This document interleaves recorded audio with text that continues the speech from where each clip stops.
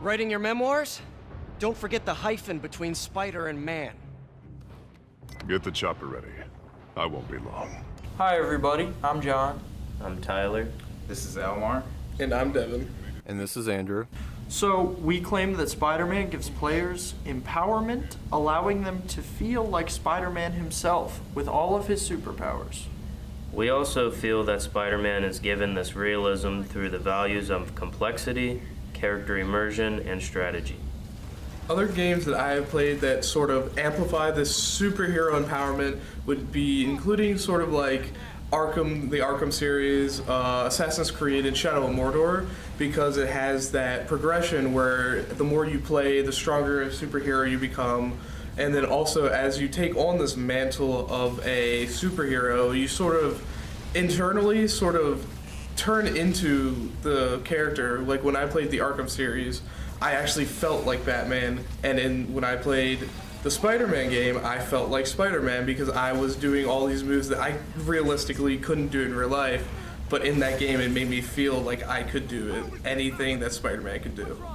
The thing that I like about the game that made it feel more natural to me was that you could grab things in your environment while you're fighting to use to beat your enemies, as well as some of the cutscenes being where you just wake up in your bed and grab breakfast and stuff like that to make it feel more as you're just playing the character and not just playing a superhero.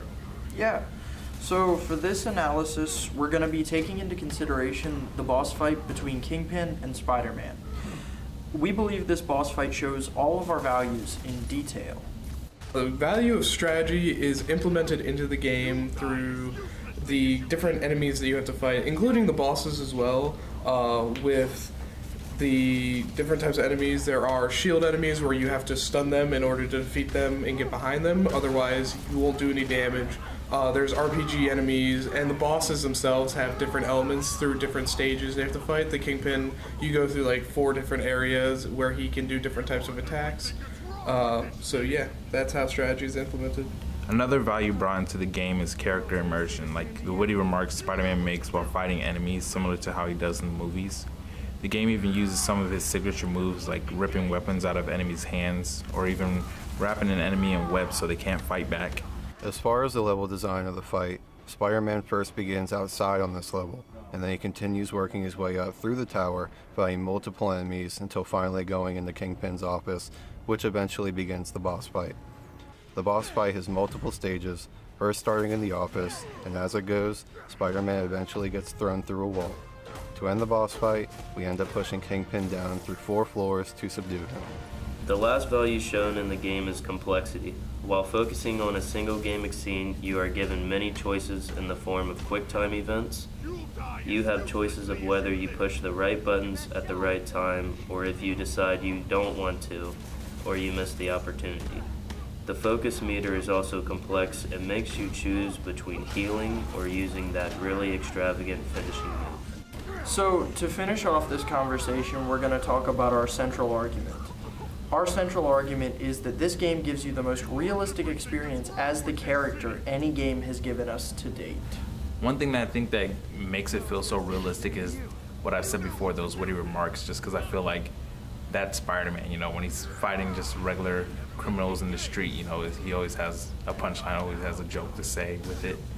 Along with that, I like the aspect of being able to choose your own outfits.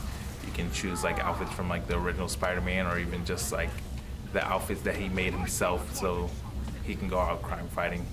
Okay, another value of this game that I have to talk about, I have to bring up my earlier statements about how it compares to other games such as the Arkham series, the Batman games as other people like to call them.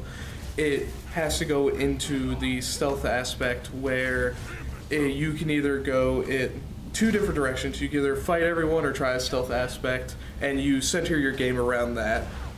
You can be very stealthy, and you can pick off targets one by one. The Arkham games very much encourage that. I don't really believe that the Spider-Man games encourage that as much as the Batman games do, but you can still go down that route. Alright guys, that was our analysis of the Spider-Man video game. Thanks for listening.